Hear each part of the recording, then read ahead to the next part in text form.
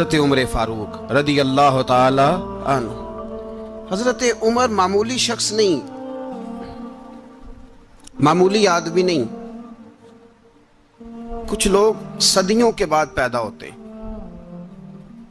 اور کچھ لوگ ایسے ہوتے ہیں جو ایک ہی بار پیدا ہوتے ہیں، ان جیسا دوسرا پیدا ہوتا ہی نہیں، دوسرا ان طرح کا پیدا ہوتا ہی۔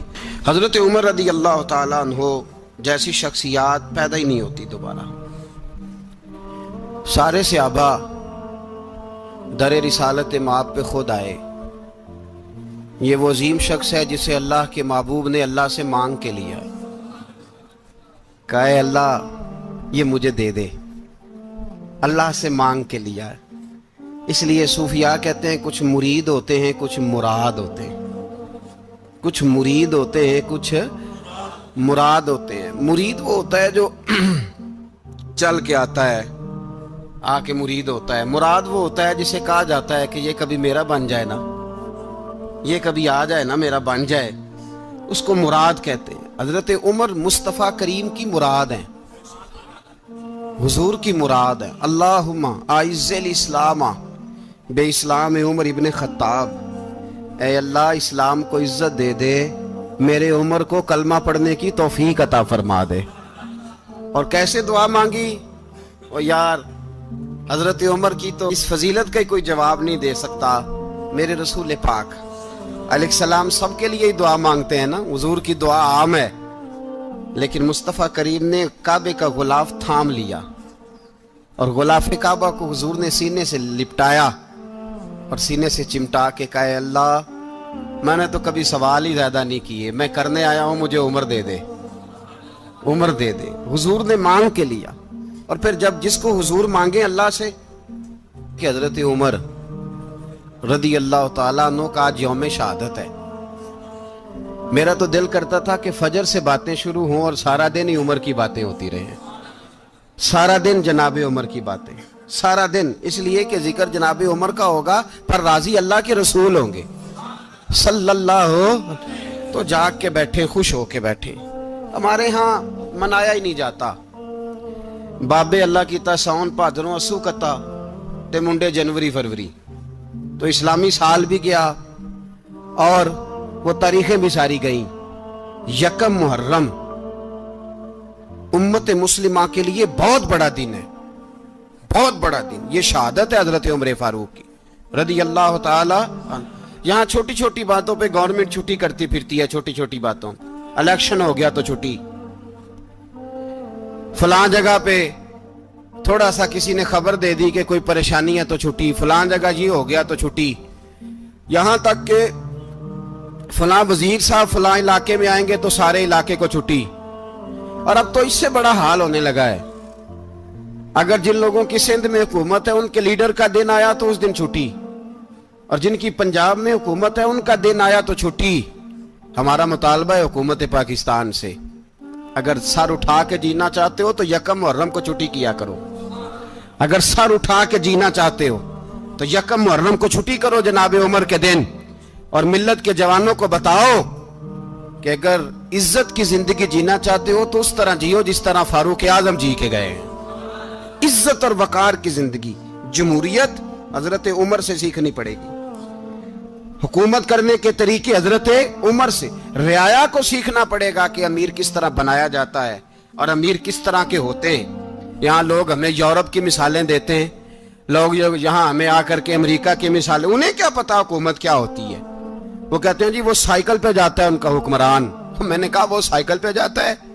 میرے عمر فاروق مدینے سے مکے گئے تھے تو پیدل ہی حج کرنے چلے گئے، پیدل ہی۔ اور جناب عمر فاروق رضی اللہ تعالیٰ عنہ عید کی نماز پڑھانے گئے، عید کی نماز عمر خطبہ عید دینے گئے۔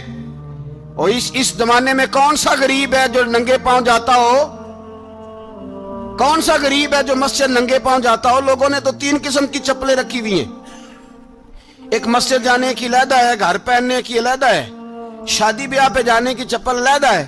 حضرت عمر فاروق رضی اللہ تعالیٰ عنہ نکلے عید کا خطبہ دینے کے لیے تو بیوی سے کہنے لگے جوتا، اس نے کہا صاحب اتنی دفعہ ٹوٹا ہے اب گانٹھا نہیں جا سکتا، اتنی دفعہ ٹوٹا ہے کہ اب دوبارہ پیمند نہیں لگ سکتے، تو حضرت عمر کہنے لگے چل کوئی حرج نہیں ہے، بغیر جوتے کے ننگے پیر ہی چلتے ہیں، کوئی حرج نہیں۔ تو کہنے لگے لوگ کیا کہیں گے؟ فرمایا چپ کر، لوگ جس دن عمر نے یہ دیکھ لیا نا لوگ اس کے بارے میں کیا کہتے ہیں، اس دن عمر عمر نہیں رہے گا۔ تو کہا پھر آپ کا نظریہ کیا ہے؟ فرمایا میرا نظریہ یہ ہے کہ رب رسول میرے بارے میں کیا کہتے ہیں، لوگوں کا کیا ہے؟ لوگ کل کسی کے بارے میں کچھ کہتے ہیں اور پرسوں کچھ کہتے ہیں، میرا نظریہ یہ ہے کہ رب رسول میرے بارے میں ننگے پیر عمر جا رہے ہیں۔ کون جی؟ میں بڑا ماڑا۔ اچھا جناب، کیا غربت ہے؟ 10 قسم کے جوڑے لٹکے ہوئے ہیں کمرے میں، اور پہننے کی فرصت نہیں، سویرے کیا پہننا ہے، شام کیا پہننا ہے، 15 سوٹ کٹھے استری ہو کے لانڈری والا بھیج رہا ہے، اور تو غریب ہے، تو بہت بڑا غریب ہے۔ اس لیے کہ غربت پیسوں کی وجہ سے نہیں ہوتی، غربت تو دل کی ہوتی ہے۔ تو واقعی بڑا غریب ہے اور تو غریب ہی رہے گا۔ امیر تو عمر فاروق تھے جو ننگے پاؤں چلے گئے عید کی نماز پڑھانے، تو رستے میں جو ملا کہنے لگا عمر جوتا تو پہن لو۔ فرمایا تمہیں عمر کا جوتا نہ پہننے کا نقص تو نظر آیا ہے، کوئی حرج نہیں، اگر عمر کو کبھی بتانا ہوا تو وہ والا نقص بتانا جو عمر کی سیرت میں پیدا ہو، کردار میں پیدا ہو، وہ والا نقص بتانا، یہ چھوڑو جوتے آتے جاتے رہتے۔ ننگے پاؤں گئے، پاؤں دھوئے، نماز پڑھائی، لوٹ آئے۔ او بھائی یہاں تو ہمارا بناؤ سنگار اترنا، جتنی توجہ کپڑوں کی طرف ہے اتنی توجہ کبھی ہماری علم کی طرف ہوتی نا، جتنا ذوق شوق ہمارا بناؤ سنگار کی جانب ہے، اتنا بناؤ سنگار کبھی ہمارا اخلاقیات کی جانب ہوتا تو معاملات بڑی حد تک سنورے ہوئے ہوتے۔ حضرت سیدنا فاروق اعظم رضی اللہ تعالی اپنی زندگی کو ترتیب دیا، ایک دن بھی خلافت نہیں مانگی اللہ سے۔ حضرت عوف بن مالک اشجعی ایک صحابی ہیں، حضرت عوف بن مالک رضی اللہ تعالیٰ عنہ فرماتے ہیں کہ جناب ابو بکر صدیق کا زمانہ تھا تو میں نے خواب دیکھا، میں نے خواب میں جناب عمر کو دیکھا، اور میں نے دیکھا کہ کوئی کہنے والا کہہ رہا ہے کہ عمر وہ ہے کہ اللہ کے رستے میں کوئی اسے جتنا مرضی برا بھلا کہے یہ پرواہ نہیں کرتا۔ کس کے رستے میں؟ بولے سارے۔ اس کا مطلب ہے اللہ کے رستے میں لوگ برا بھلا بھی، قرآن مجید نے کہا وَلَا يَخَافُونَ لَوْمَةَ لَائِمٍ، کچھ لوگ ایسے ہیں جو برا بھلا کہنے والوں کی پرواہ نہیں کرتے۔ آپ یقین کریں اگر پرواہ شروع ہو جائے نا تو دین کا کام ختم ہو جائے، نہ کوئی تقریر کرے، نہ کوئی تدریس کرے، نہ کوئی پیری مریدی کرے، ختم ہو جائے اگر باتوں کی پرواہ ہو۔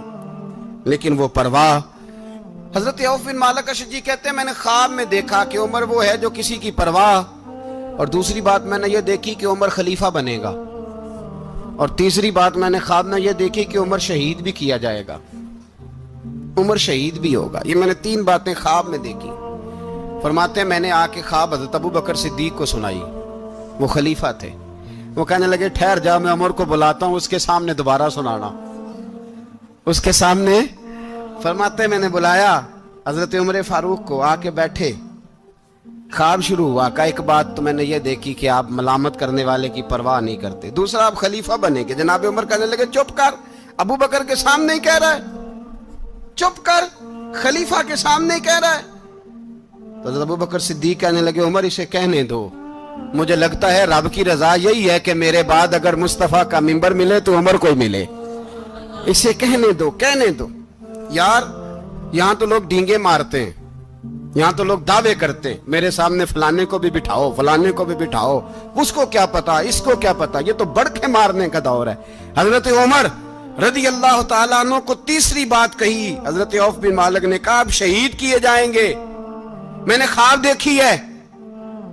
نیک لوگوں کے خواب بڑی حد تک سچے ہوتے ہیں۔ کہا میں نے خواب دیکھی ہے۔ تو حضرت عمر کہنے لگے شہید تو دلیر لوگ ہوتے ہیں، شہید تو دلیر، جسے سارا زمانہ دلیر کہہ رہا ہے وہ اپنے بارے میں کیا کہہ رہا ہے؟ کہتے ہیں شہید تو دلیر، میں تو کاہل سا آدمی ہوں، سست آدمی ہوں، میں تو اتنا کام ہی نہیں کرتا، تو یہ خواب تو نے جو دیکھا ہے نا پھر سے دیکھنا۔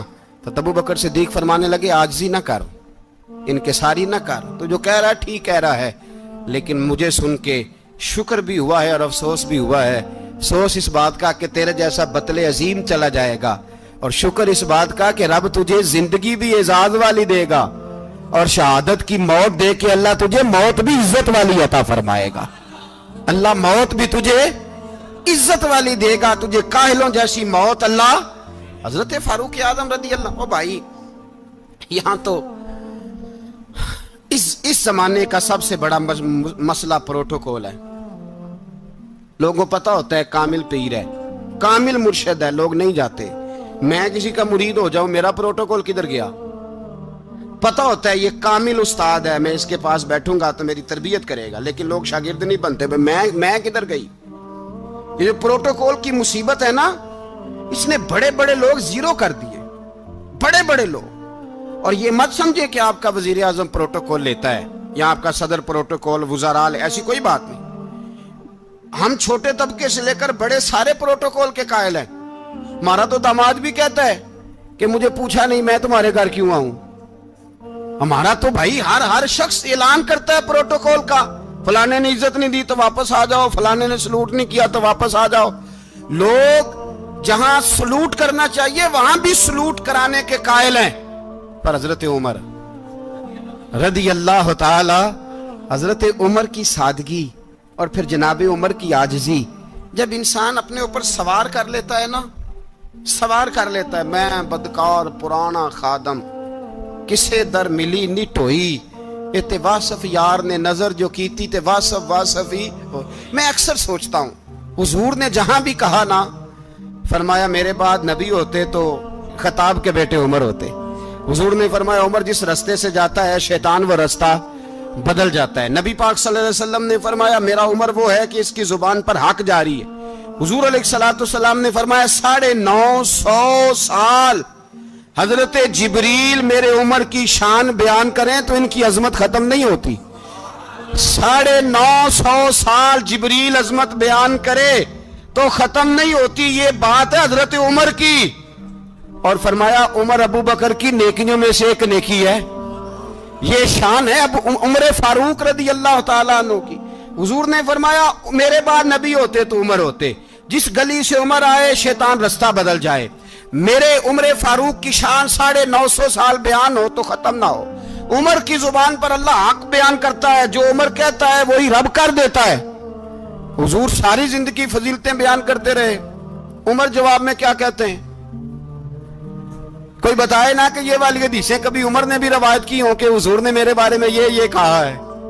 یہ روایتیں وہ روایت نہیں کرتے. ان سے جب لوگ کہتے عمر تیری بڑی بات ہے تو عمر رو پڑتے, کہتے میں تو اونٹ چرانے والے باپ کا بیٹا ہوں, میں تو اونٹ چرانے والے باپ کا بیٹا, اونٹ چرا. اس سے آگے عمر گئے ہی نہیں ساری زندگی, اس سے آگے لفظ ہی نہیں ادا کی. اور میں تو بھائی اونٹ چرانے والا, میرا باپ تو اونٹ چرایا کرتا تھا, 10 اونٹ تھے, میری ڈیوٹی ہوتی تھی, سنبھالے نہیں جاتے تھے, ابا ڈنڈوں سے مارتا تھا. ساری زندگی عمر حج کرنے گئے, ایک خشک تنا کھجور کا عمر فاروق رضی اللہ تعالیٰ عنہ نے اس کو اپنے کلاوے میں لیا, رونے لگے. لوگوں نے کہا عمر کیا ہوا؟ فرمانے لگے یہاں میں اونٹ چرایا کرتا تھا, یہاں میں اونٹ چراتا تھا, 10 اونٹ سنبھالے نہیں جاتے تھے. دیکھو رسول اللہ کی شان, آج ساری امت چلانے کا طریقہ عطا فرما دیا ہے. ساری نظریے سے پیار. یار پیسہ کس کو برا لگتا ہے؟ آپ جس آدمی کی 50 کروڑ کی پراپرٹی ہے اس کو پوچھیں سب سے غریب, آپ کو وہی نظر آئے گا. وہ کہے گا میں ٹائٹ ہوں, حالات بڑے. میں کئی باری پوچھے انہوں نے, میں کہتا ترجمہ بھی 10 چھڑوں کی, ہمیں تو سمجھ نہیں آتی. اور ٹائٹ حالات کون سے ہوتے ہیں جی؟ جس آدمی کا کروڑوں میں کاروبار ہے نا, اس کو آپ چھیڑے وہ رونے لگ جائے گا, رونے. تو کئی میں نے ایسے دیکھے ہیں کرائے کا مکان ہے, ان سے پوچھیں صاحب کیا حال ہے, تو کہتے ہیں جتنی اللہ نے شان والی زندگی ہمیں عطا کی ہے کسی کو نہیں دی ہوئی. اس کا مطلب ہے خوشی بھی یہی ہے اور غم بھی یہی ہے. اندر سے خوشی ہے, اندر سے ہی. تو نے اگر راضی رہنا ہے تو ادھر سے رہنا ہے, ناراض رہنا ہے تو بس اپنے آپ کو خوش رکھے گا تو ہو جائے گا. سارے صحابہ مل کے آئے, کہنے لگے عمر فاروق سے کہنا ہے نبی پاک کے زمانے میں تو ظاہراً غربت تھی, ابو بکر کے دور میں بھی غربت تھی, اب تو بڑا محال ہے. عمر سے سفارش کرو کہ عمر نیا کرتا پہنا کرے. ملکوں کے سفیر آتے, عمر وہی پھٹی پرانی چادر اوڑھ کے اور وہی کئی جگہ پہ پیوند لگے سوٹ پہن کے سفیروں کے سامنے بیٹھ جاتا ہے. عمر کو مشورہ دو, طے ہو گئی بات. سب نے جب مشورہ دے لیا تو سارے کہنے لگے یہ بتاؤ شیر کی مونچھ کو ہاتھ کون لگائے گا؟ کہنا کس نے ہے؟ بندہ بھی تو ڈھونڈو نا۔ نے کہا جناب میرا یہ خیال ہے کہ مولا علی شیر خدا کہیں گے، کیونکہ جس شخص کی عمر کو سب سے زیادہ حیا کرتے دیکھا وہ شیر خدا مولا علی ہے رضی اللہ تعالی علی کہیں گے۔ اس لیے کہ جناب علی تو کئی دفعہ جب گفتگو کرتے تھے تو حضرت عمر چپ کر جاتے تھے اور فرماتے تھے علی نہ ہوتا تو میں ہلاک ہو جاتا۔ تو کہا علی سے کہو۔ جناب علی شیر خدا کو بلایا، کس کام کے لیے؟ جی اللہ اکبر۔ یہ ذرا اپنے اس دور پہ اس بات کو ذرا لاکا جناب ان سے کہیں کہ زیادہ نہیں، ایک کرتا نیا پہن لے، سفیر آتے ہیں وزیر آتے ہیں تو ایک کرتا نیا پہن لے۔ حضرت علی کو بلایا، آپ فرمانے لگے کوئی اور بات ہوتی تو میں کہہ دیتا، یہ والی میں نہیں کہہ سکتا۔ کوئی اور ہوتی تو میں عمر کو کئی دفعہ کہہ دیتا ہوں، جلال میں بھی تو سن، یہ والی میں نہیں کہہ سکتا۔ میں تمہیں ایک مشورہ دیتا ہوں۔ کہا وہ کیا؟ کہنے لگے سیدہ عائشہ صدیقہ سے کہو، وہ مومنوں کی ماں ہیں، عمر ٹالے گا نہیں۔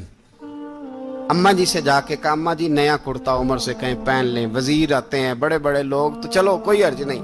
اماں جی نے کہا اچھا کوئی بات نہیں میں بلا لیتی ہوں۔ جناب عائشہ نے پیغام بھیجا، جب خادم نے کہا نا مصطفیٰ کے گھر سے پیغام آیا ہے تو 20 لوگ بیٹھے تھے، عمر کانپتے ہوئے اٹھے، کانپتے دوڑے۔ حضرت عائشہ پردے میں تھی تو فرماتی ہیں عمر اتحیات کی حالت میں بیٹھ گئے۔ کہا اماں جی دیر تو نہیں ہو گئی مجھے آنے میں؟ کہا نہیں ٹائم پہ آ گئے ہو۔ کس لیے بلایا تھا؟ کہا عمر دیکھو غربت کے معاملات اور ہوتے ہیں، جب اللہ آسانی دے تو کوئی چیز استعمال کرنا حرام نہیں ہوتی، اگر حرام ہے تو بتاؤ۔ کہا نہیں اماں جی حلال ہی ہے۔ تو فرمایا پھر اتنے سفیر آتے ہیں مشیر آتے ہیں، اب تو مال غنیمت بڑا آتا ہے، ڈھیر لگ جاتے ہیں مسجد میں، تو چل ایک نیا کرتا تم بھی پہن لیا کرو، اور آپ نیا کرتا پہنو گے تو دھاک بیٹھے گی غیروں پر۔ تو صحابہ کا مشورہ ہے کہ آپ نیا لباس پہنے۔ اماں جی کہتی ہے میں نے حکم دیا تو عمر چپ کر گئے، گردن جھک گئی۔ تھوڑی دیر کے بعد سیدنا عمر فاروق نے سر اٹھایا تو داڑھی پہ آنسو گر رہے تھے، رو پڑے، کہنے لگے پاک محبوب کی پاک بیوی جیسے حکم کرتی ہو میں حاضر ہوں، پر مجھے وہ والا لباس پہنانا جو میرے مصطفیٰ نے پسند فرمایا ہے۔ اگر یہ رنگ رسول پاک کا ہے تو میں حاضر ہوں، اور اگر نبی پاک کا نہیں تو پھر جیسے آپ حکم کریں۔ جناب عائشہ کہتے ہیں عمر روئے تو میں زیادہ روئی، میرا پلو بھیگ گیا آنسوؤں سے۔ میں نے کہا عمر آپ جائیے۔ عمر یوں نکلے تو جو صحابہ کھڑے تھے وہ کونے میں تھے، سارے آ گئے۔ کہا اماں جی کیا بناؤ؟ فرمایا بھائی تم سب جو باتیں کہتے ہو وہ اپنی جگہ ٹھیک ہیں، پر عمر جو بات کرتا ہے وہ سب سے زیادہ ٹھیک ہے۔ عمر جس پہلو پر بات کرتا ہے وہ یار ایسی عاجزی، ایسا رنگ، ایسا انداز، ایسا طرز حیات، ایسی زندگی۔ اولاد کے معاملے میں لوگ بزدل ہو جاتے ہیں، بزدل، پر حضرت عمر کا بیٹا مصر گیا، وہاں سے کمائی کر کے لایا، تجارت کرنے گیا، لاکھوں کا مال۔ کون سا باپ ہے دنیا میں جس کا بیٹا باہر سے پیسے لے کے آئے تو ابا تفصیل پوچھے کہ بیٹا کہاں سے کمائے، کہاں سے لایا، کتنے ملے، کیوں آئے؟ کون سا باپ تفصیل پوچھتا ہے؟ ابا تو کہتا ہے لا صحیح، اور تعریفیں کرتا ہے میرا بیٹا بڑی کمائی کرتا ہے۔ کبھی پوچھا ہے اس سے کہ ڈیوٹی صحیح دیتا ہے کہ نہیں؟ کبھی پوچھا ہے کہ تو ایمانداری کی روزی لاتا ہے کہ حرام کی کماتا ہے؟ یہ باپ کی ذمہ داری ہے، یہ اماں کی ذمہ داری ہے۔ پھر کہتا ہے بیماری کیسے آ گئی، پریشانی کیسے آ گئی؟ تو نے کبھی سوال کیا اپنی اولاد سے؟ حضرت عمر فاروق رضی اللہ تعالیٰ عنہ کا بیٹا مصر سے پیسے کما کے لایا تو جناب عمر نے بلایا، فرمایا بیٹے اتنی تو تیرے پاس راس ہی نہیں تھی، تھوڑے سے تو پیسے لے کے گیا تھا، اتنی کمائی کیسے ہو گئی؟ اتنے تو پیسے نہیں تھے صاحب، کہاں سے کمائی لائے؟ اس نے کہا ابا جی وہ جو میرے چچا ہے نا مصر کے گورنر، آپ کے دوست، انہوں نے میری مدد کی ہے۔ فرمایا جتنے لوگ گئے تھے سب کی ہے مدد اس نے؟ کہا نہیں صرف میری کی۔ فرمایا تیری کیوں کی؟ تیری کیوں کی؟ کہا حضور آپ کے دوست ہیں۔ فرمایا چپ کر، حضور انہوں نے مجھے اتنے پیسے دیے، میں نے کاروبار میں ڈالے تو نفع آیا تو میں ان کی رقم دے کے۔ فرمایا خاموش ہو جا، باقی جتنے لوگ گئے تھے سب کی مدد کی اس نے؟ کہا نہیں حضور صرف میری کی۔ فرمایا اس نے تیری مدد نہیں کی، اس نے خلیفہ کے بیٹے کی مدد کی، اس لیے کہ وہ خلیفہ کو اپنے حق میں نرم کر سکے۔ فرمایا آدھا مال تیرا ہے، آدھا مال غنیمت کا ہے، مال خزانہ کا ہے، مسلمانوں کا ہے، اس لیے کہ تو جو وہاں سے مال کما کے لایا ہے وہ اپنے باپ کے خلیفہ ہونے کی وجہ سے کما کے لایا ہے، لہذا رکھ ادھر۔ یہاں کہتے ہیں کدھر سے آیا، کیسے آیا، کون سا حساب دیں، کیا کریں؟ او بھائی حضرت عمر رضی اللہ تعالیٰ عنہ کا اپنی اولاد کے بارے میں یہ رنگ ہے۔ ایک جنگ سے نا خوشبو آئی، خوشبو بڑی مہنگی ہوتی تھی، عرب میں خوشبو آج بھی بڑی مہنگی ہے، وہ زیادہ استعمال کرتے ہیں۔ میری باتوں کی سمجھ آ رہی ہے میرے بھائی؟ بڑی مہنگی خوشبو تھی۔ جب وہ خوشبو آئی تو حضرت عمر نے کہا، گھر میں پہلے پہنچی حضرت عمر کے، چونکہ زیادہ عورتیں استعمال کرتی تھی گھر کے اندر خوشبو، مرد بھی لگاتے تھے۔ حضرت عمر نے اپنی بیوی سے کہا، آپ کی زوجہ تو تھی وہ بڑی خوشبو کو پسند کرتی تھی۔ حضرت عمر نے اپنی زوجہ سے کہا کہ خوشبو لاؤ، میں نے ایک عورت کی ڈیوٹی لگائی ہے، وہ خوشبو تول کے نا تو حصہ برابر صحابہ میں بانٹ دے گی۔ تو آپ کی زوجہ کہنے لگی، کسی بی بی کی ڈیوٹی لگانے کی کیا ضرورت تھی، میں جو موجود تھی میں بانٹ دیتی ہوں تول کے حصہ برابر۔ آپ نے فرمایا نہیں تو رہنے دے، وہ فلانی بی بی بانٹے گی۔ کہا حضور میں نے بھی بانٹنی ہے، میرے پہ کچھ شک ہے؟ آپ نے فرمایا نہیں، تو تفصیل نہ پوچھ، تو خوشبو دے دے، کوئی اور بانٹے گی۔ خاتون خانہ تھی نا، کہنے لگی نہیں مجھے بھی آج آپ کو بتانا ہی پڑے گا کہ کوئی جو بانٹ سکتی ہے تو میں کیوں نہیں بانٹ سکتی؟ زوجہ کہتی عمر نے بات کی تو میری چیخیں نکل گئی۔ حضرت عمر فرمانے لگے، جب تو خوشبو بانٹے گی نا تیرے ہاتھوں کو بھی لگے گی، تیرے دوپٹوں کو بھی لگ جائے گی۔ اگر رب کریم نے مجھ سے سوال پوچھا کہ عمر خوشبو تو مسلمانوں کی تھی، تیری بیوی کے دوپٹے کو کیوں لگ گئی، تو میں اللہ کے حضور کیا جواب دوں گا؟ اگر اللہ نے یہ سوال کیا کہ تیری بیوی نے کیوں لگائی، وہ تو حصہ تھا مسلمانوں کا، تو نے تیری بیوی نے کیوں لگائی؟ تو فرمایا میں نہیں چاہتا کہ اللہ کے حضور مجھے اور تجھے باز پرس ہو، لہذا کسی اور کو بانٹنے دے۔ زوجہ روئی اور تڑپ کے کہنے لگی، عمر مجھے لگتا ہے صبح قیامت بھی تیری بیوی ہونے کی وجہ سے اللہ مجھے جنت عطا فرما دے گا، تیری زوجہ ہونے کی برکت سے۔ بھائی یہ معیار رکھا، خدا کی قسم ایسا شخص تاریخ میں دوبارہ نہیں آیا۔ اتنا بڑا آدمی، اتنا بڑا شخص، اتنا بڑا آدمی، اور پھر رنگ یہ ہے کہ عمر 22 لاکھ مربع میل کا حکمران، 22 لاکھ، اور کھجور کے درخت کے نیچے مٹی کا ڈھیلا لے کے سو گئے ہیں، پرواہ کوئی نہیں، کوئی مسئلہ ہی نہیں۔ 2 غلام ساتھ بیٹھے تو ایک روٹی حضرت عمر نے گھر سے منگوائی، تھوڑا سا سرکہ، تو غلام کہنے لگے ہم نے بھی کھانی ہے۔ فرمایا کوئی حرج نہیں، روٹی کو پیٹ بھر کے کھانا ضروری تو نہیں، 3 حصوں میں بانٹ لیتے ہیں۔ ایک آدمی آیا ہوا تھا مصر کا رہنے والا ملنے کے لیے، اس نے پوچھا عمر کدھر ہیں، تو کہا وہ ادھر جاؤ مسجد میں بیٹھے ہوں گے، اور واپس آیا تو کہنے لگا وہاں تو 3 غلام بیٹھے ہیں، ایک روٹی بانٹ کے کھا رہے ہیں، لگتا ہے کئی دنوں سے روٹی نہیں ملی۔ کہا 3 غلام تو کوئی نہیں، وہاں 2 ہی تھے، تیسرے تو امیر المومنین تھے۔ اس نے کہا نہیں 3 غلام ہیں، کپڑے بھی ایک طرح کے پہنے ہوئے، بلکہ 2 کے تو پھر صحیح ہیں، تیسرے کے تو زیادہ ماڑے ہیں، کپڑے بھی ایک طرح کے، کھانا پینا بھی ایک طرح کا، اور ان کا نشست برخاست بھی ایک طرح کی ہے، لہذا کوئی فرق نہیں۔ حضرت ابو ہریرہ کہتے ہیں میں لے کے آیا، اور جناب عمر کو جب میں نے کچی زمین میں تامت سمیٹ بیٹھے دیکھا تو میں رو پڑا۔ میں نے اس مصر سے آنے والے کو کہا تو اس کے جلوے دیکھ، اگر اس کی ذات میں اتنا حسن ہے تو محمد عربی کا مقام کیا ہوگا؟ یہ مقام غور ہے، مقام غور۔ 10 محرم کو لوگ دیگے پکائیں گے نا، نہیں پکانی ہے؟ کوئی بول دے نہیں، ہاں نہ نہیں کر دے، پروگرام بدلیا تو نہیں دی عید کی کہ وہی کام شروع ہویا ہے لاسٹ ایٹ ہونے والا، کیوں جی؟ پکنی ہے نا دیکھیں 10 محرم کو انشاءاللہ تعالی، ہم بھی پکائیں گے انشاءاللہ، یہاں بھی پروگرام ہوگا۔ تو 10 محرم کو جو دیگ پکنی ہے تو ایسا نہیں ہو سکتا کہ 1 محرم کو حضرت عمر کے نام کی بھی کوئی پک جائے۔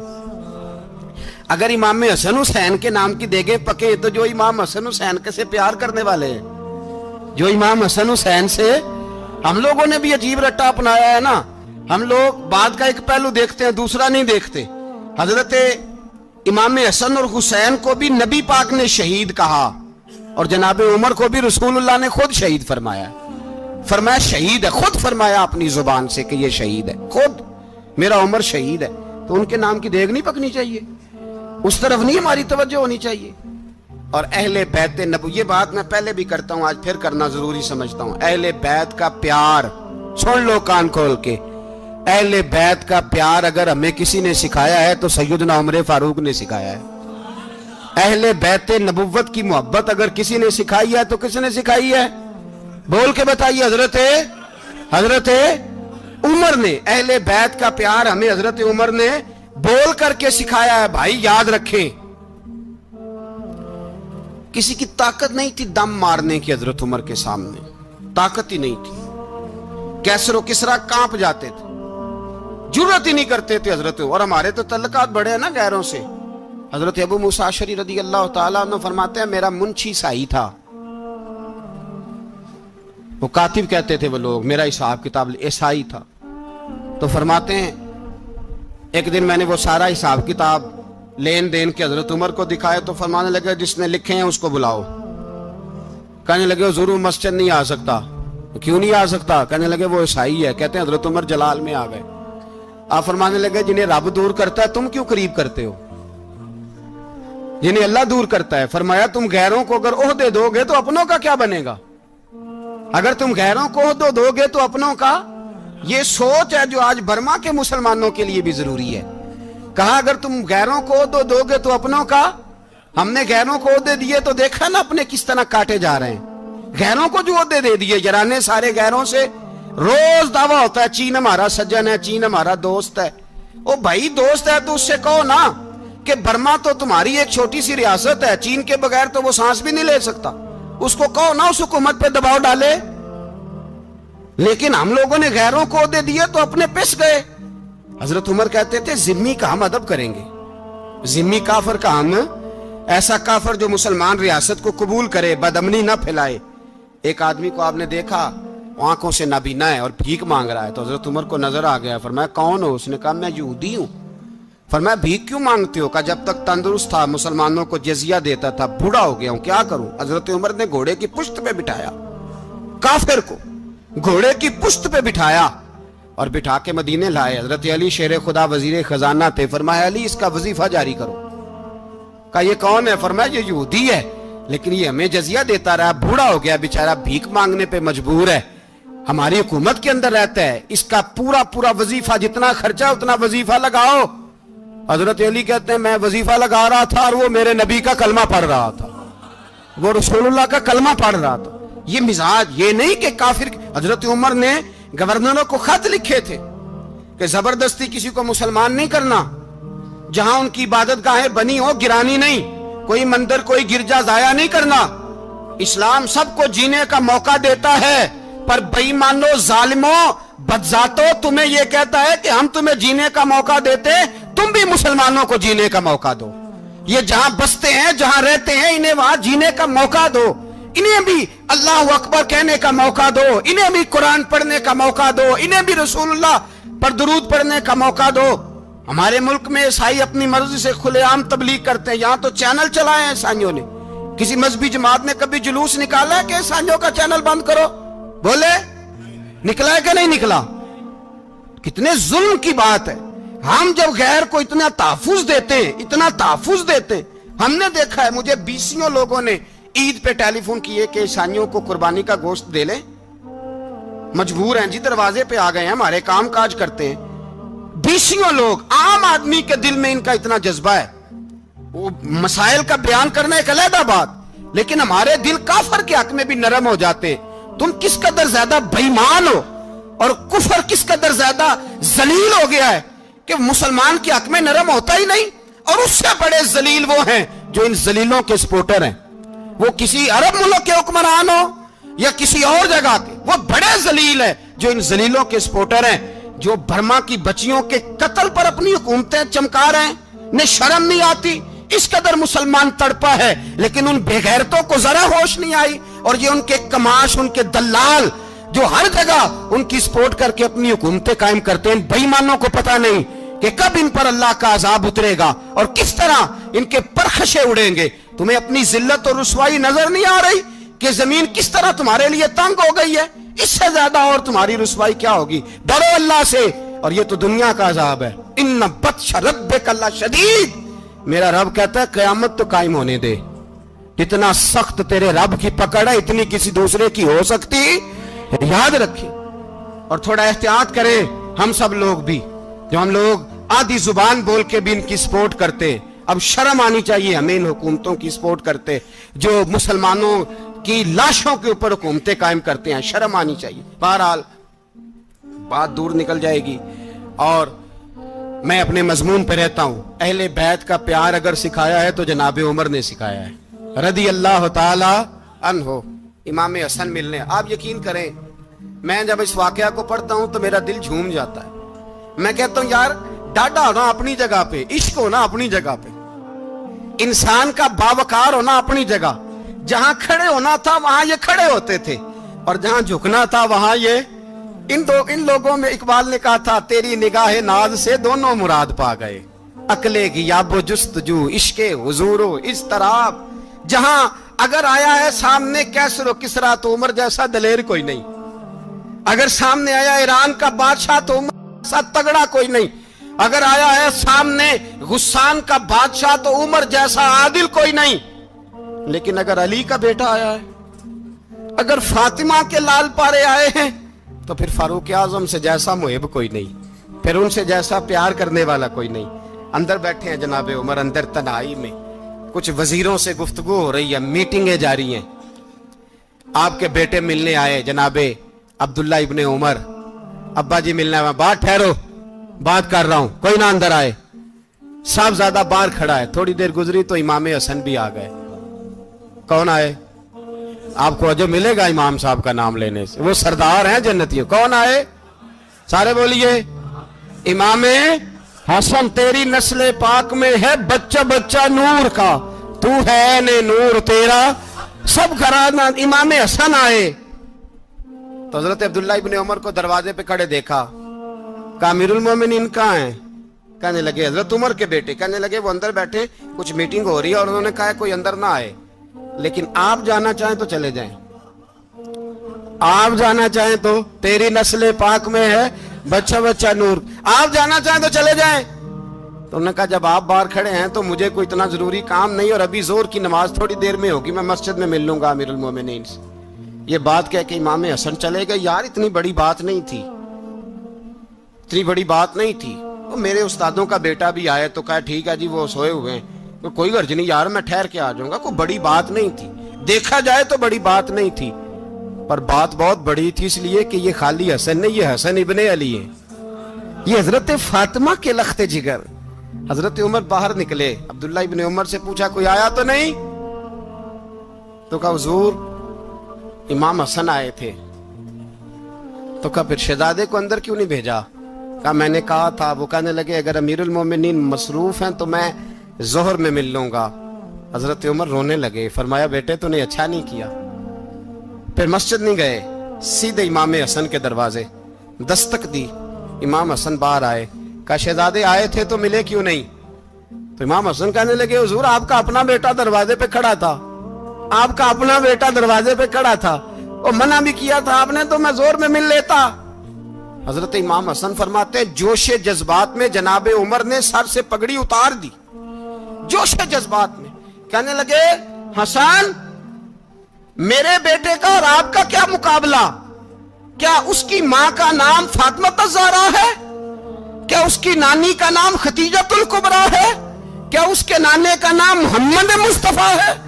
آپ کا اور اس کا کیا مقابلہ؟ پھر رو پڑے اور کہنے لگے بیٹے میں مکے کے صحراؤں میں اونٹ چرایا کرتا تھا, یہ جو میرے سر پر عزت کے بال ہیں یہ تیرے نانے کے اگائے ہوئے. میں مکے کے خبردار شہزادے خبردار. او بھائی اہل بیت نبوت کے ادب کا رنگ اگر سکھایا ہے تو سیدنا عمر نے سکھایا ہے. حضرت عمر فاروق اتھارٹی ہے, اسلام کی اتھارٹی. یکم محرم حضرت عمر کی شہادت ہے. یہودی بول اٹھا, کافر بول اٹھا. اگر 6 مہینے عمر دنیا میں اور رہتے تو دنیا میں کوئی کافر موجود نہ ہوتا. 6 مہینے. اور جب اس بطل جلیل کا جنازہ اٹھا, اللہ بخاری پڑھیے نا, اللہم ارزقنا شہادتا فی سبیلک, اللہ बिस्तरे की मौत ना देना, शहादत की देना। उमर शहीद हुए, मस्जिद नबी में नमाज पढ़ाते, और जब जनाजा उठा तो मदीने का फिर पीछे जो दलेर बचे वो मौला अली थे। मौला अली, जनाब उमर का जनाजा उठा तो सबसे पहली हाय जो निकली वो हजरत अली की जुबान से निकली, और हजरत अली सारी दाढ़ी आंसुओं से भर गई। लोगों ने कहा कि अली क्या हुआ? फरमाने लगे तुम देख नहीं रहे जनाजा किसका उठा है, पलट के देखो तो सही, तुम पता नहीं ये कौन गया है। कहा हुजूर क्या हुआ? अब फरमाने लगे उमर इस तरह के काम करके गया है, अब इनके रस्तों पे कौन चलेगा, कौन इसके जिगर राहे वफा में। मैं नक्श ऐसे छोड़ आया हूं, मैं जिस मंजिल से गुजरा हूं वो अब तक याद करती है। हजरत अली हजरत उमर के जनाजे पे खड़े होकर कहते हैं अल्लाह मुझे उस तरह के अमल करने की तौफीक दे जिस तरह के उमर करके गया। मेरे भाई बतले अजीज, बतले हुर्रियत हजरत उमर रदी अल्लाह ताला अन्हो, जो अपनी जिंदगी इनकलाब वाली गुजार के गए। उमर जब दुनिया से गए तो 80 दिनार का कर्जा था, 22 लाख मुरब्बा मील का हुक्मरान। और अपने बेटे से कहने लगे बेटे कोशिश करना तेरे खानदान वाले मिलके मेरा कर्जा उतार दे, मेरी कब्र पे बोझ ना रहे, और अगर खानदान वाले मदद न करें तो मेरे दोस्तों से बात करना, वो मदद न करें तो फिर अली से बात करना। इनका प्यार आपस में इतना, और तू इख्तलाफ साबित कर रहा है। 80 दिनार का कर्जा छोड़कर हजरत उमर दुनिया से गए और जाती दफा कह गए मेरे बाद मेरे बच्चों को हुकूमत के मशवरे में भी शामिल ना करना, हुकूमत के मशवरे में भी मेरी औलाद शामिल ना हो। इतना बड़ा शख्स इतना बड़ा रंग दे के यकम मुहर्रम को जब उम्र फारूक का विसाल हुआ तो बेटे से कहने लगे अम्मा आयशा से जाके कहो मेरा भी नबी पाक के रोजे में दफन होने को दिल करता है। एक कब्र की जगह है अम्मा जी ने अपने लिए रखी है, बुखारी है बुखारी। हजरत आयशा के पास साहबजादे गए, कहने लगे अम्मा जी उमर को जख्म लग गया है, हालत बड़ी परेशानी वाली है। वो कहते हैं अगर अम्मा इजाजत दे। सैयद आयशा रो पड़ी, फरमाने लगी कि वो अपनी कब्र की जगह तो नहीं ना किसी को देता, पर उमर ने कमाल ही बड़ा किया। उसे कहो जाओ गुंबद खजरा में कयामत तक जो मुस्तफा पे और अबू बकर पे सलाम पड़ेगा वो तुझ पे भी सलाम पढ़ के जाएगा। उमर का बेटा मिस्र गया, वहां से कमाई करके लाया, तिजारत करने गया, लाखों का माल। कौन सा बाप है दुनिया में जिसका बेटा बाहर से पैसे लेके आए तो अब्बा तफसील पूछे कि बेटा कहां से कमाए, कहां से लाया, कितने मिले, क्यों आए? कौन सा बाप तफसील पूछता है? अब्बा तो कहता ला सही और तारीफे करता है मेरा बेटा बड़ी कमाई करता है। कभी पूछा है उससे कि ड्यूटी सही देता है कि नहीं? कभी पूछा है कि तू ईमानदारी की रोजी लाता है कि हराम की कमाता है? ये बाप की जिम्मेदारी है, ये अम्मा की जिम्मेदारी है। फिर कहता है बीमारी कैसे आ गई, परेशानी कैसे आ गई? तूने कभी सवाल किया अपनी औलाद से? हजरत उमर फारूक रदी अल्लाह ताला अन्हु का बेटा मिस्र से पैसे कमा के लाया तो जनाब उमर ने बुलाया, फरमाया बेटे इतनी तो तेरे पास राश ही नहीं थी, थोड़े से तो तू पैसे लेके गया था, इतनी कमाई कैसे हो गई? इतने तो पैसे नहीं थे साहब, कहां से कमाई लाए? उसने कहा अब्बा जी वो जो मेरे चचा है ना मिस्र के गवर्नर, आपके दोस्त, उन्होंने मेरी मदद की है। फरमाया जितने लोग गए थे सबकी की है मदद उसने? कहा नहीं सिर्फ मेरी की। फरमाया तेरी क्यों की? तेरी क्यों की? कहा हुजूर आपके दोस्त हैं। फरमाया चुप कर, हुजूर उन्होंने मुझे इतने पैसे दिए, मैंने कारोबार में डाले तो नफा आया तो मैं उनकी रकम दे के। फरमाया खामोश हो जा, बाकी जितने लोग गए थे सबकी मदद की उसने? कहा नहीं हुजूर सिर्फ मेरी की। फरमाया उसने तेरी मदद नहीं की, उसने खलीफा के बेटे की मदद की, इसलिए कि वो खलीफा को अपने हक में नरम कर सके। फरमाया आधा माल तेरा है, आधा माले गनीमत का है, माले खजाना का है, मुसलमानों का है, इसलिए कि तू जो वहां से माल कमा के लाया है वो अपने बाप के खलीफा होने की वजह से कमा के लाया है, लिहाजा रख इधर। यहां कहते हैं किधर से आया, कैसे आया, कौन सा हिसाब दें, क्या करें? ओ भाई हजरत उमर रज़ी अल्लाह ताला अन्हु का अपनी औलाद के बारे में ये रंग है। एक जंग से ना खुशबू आई, खुशबू बड़ी महंगी होती थी, अरब में खुशबू आज भी बड़ी महंगी है, वो ज्यादा इस्तेमाल करते हैं। मेरी बातों की समझ आ रही है मेरे भाइयों? बड़ी महंगी खुशबू थी। جب وہ خوشبو آئی تو حضرت عمر نے کہا، گھر میں پہلے پہنچی حضرت عمر کے، چونکہ زیادہ عورتیں استعمال کرتی تھی گھر کے اندر خوشبو، مرد بھی لگاتے تھے۔ حضرت عمر نے اپنی بیوی سے کہا، آپ کی زوجہ تو تھی وہ بڑی خوشبو کو پسند کرتی تھی۔ حضرت عمر نے اپنی زوجہ سے کہا کہ خوشبو لاؤ، میں نے ایک عورت کی ڈیوٹی لگائی ہے، وہ خوشبو تول کے نا تو حصہ برابر صحابہ میں بانٹ دے گی۔ تو آپ کی زوجہ کہنے لگی، کسی بی بی کی ڈیوٹی لگانے کی کیا ضرورت تھی، میں جو موجود تھی میں بانٹ دیتی ہوں تول کے حصہ برابر۔ آپ نے فرمایا نہیں، تو رہنے دے، وہ فلانی بی بی بانٹے گی۔ کہا حضور میں نے بھی بانٹنی ہے، میرے پہ کچھ حق ہے؟ آپ نے فرمایا نہیں، تو تفصیل نہ پوچھ، تو خوشبو دے دے، کوئی اور بانٹے گی۔ خاتون خانہ تھی نا، کہنے لگی نہیں، مجھے بھی آج آپ کو بتانا ہی پڑے گا کہ کوئی جو بانٹ سکتی ہے تو میں کیوں نہیں بانٹ سکتی؟ زوجہ کہتی عمر نے بات کی تو میری چیخیں نکل گئی۔ حضرت عمر فرمانے لگے، جب تو خوشبو بانٹے گی نا، تیرے ہاتھوں کو بھی لگے گی، تیرے دوپٹوں کو بھی لگ جائے گی۔ اگر رب کریم نے مجھ سے سوال پوچھا کہ عمر خوشبو تو مسلمانوں کی تھی، تیری بیوی کے دوپٹے کو کیوں لگ گئی، تو میں اللہ کے حضور کیا جواب دوں گا؟ اگر اللہ نے یہ سوال کیا کہ تیری بیوی نے کیوں لگائی، وہ تو حصہ تھا مسلمانوں کا، تو نے تیری بیوی نے کیوں لگائی؟ تو فرمایا میں نہیں چاہتا کہ اللہ کے حضور مجھے اور تجھے باز پرس ہو، لہذا کسی اور کو بانٹنے دے۔ زوجہ روئی اور تڑپ کے کہنے لگی، عمر مجھے لگتا ہے صبح قیامت بھی تیری بیوی ہونے کی وجہ سے اللہ مجھے جنت عطا فرما دے گا، تیری زوجہ ہونے کی برکت سے۔ بھائی یہ معیار رکھا، خدا کی قسم ایسا شخص تاریخ میں دوبارہ نہیں آیا۔ اتنا بڑا آدمی، اتنا بڑا شخص، اتنا بڑا آدمی، اور پھر رنگ یہ ہے کہ عمر 22 لاکھ مربع میل کا حکمران، 22 لاکھ، اور کھجور کے درخت کے نیچے مٹی کا ڈھیلا لے کے سو گئے ہیں، پرواہ کوئی نہیں، کوئی مسئلہ ہی نہیں۔ 2 غلام ساتھ بیٹھے تو ایک روٹی حضرت عمر نے گھر سے منگوائی، تھوڑا سا سرکہ، تو غلام کہنے لگے ہم نے بھی کھانی ہے۔ فرمایا کوئی حرج نہیں، روٹی کو پیٹ بھر کے کھانا ضروری تو نہیں، 3 حصوں میں بانٹ لیتے۔ ایک آدمی آیا ہوا تھا مصر کا رہنے والا ملنے کے لیے، اس نے پوچھا عمر کدھر ہے، تو کہا وہ ادھر جاؤ مسجد میں بیٹھے ہوں گے، اور واپس آیا تو کہنے لگا وہاں تو 3 غلام بیٹھے ہیں، ایک روٹی بانٹ کے کھا رہے ہیں، لگتا ہے کئی دنوں سے روٹی نہیں ملی۔ کہا 3 غلام تو کوئی نہیں، وہاں 2 ہی تھے، تیسرے تو امیر المومنین تھے۔ اس نے کہا نہیں 3 غلام ہیں، کپڑے بھی ایک طرح کے پہنے ہوئے، بلکہ 2 کے تو پھر صحیح ہیں، تیسرے کے تو زیادہ ماڑے ہیں، کپڑے بھی ایک طرح کے، کھانا پینا بھی ایک طرح کا، اور ان کا نشست برخاست بھی ایک طرح کی ہے، لہذا کوئی فرق نہیں۔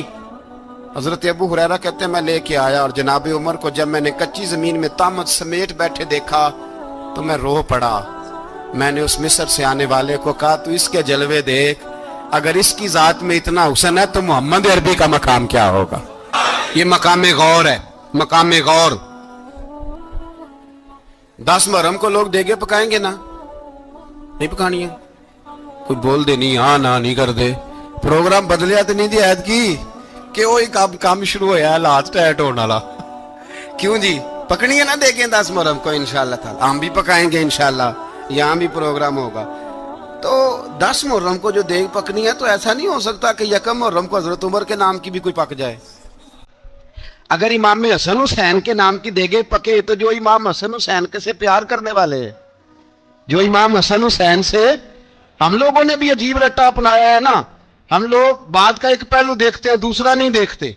حضرت امام حسن اور حسین کو بھی نبی پاک نے شہید کہا، اور جناب عمر کو بھی رسول اللہ نے خود شہید فرمایا ہے۔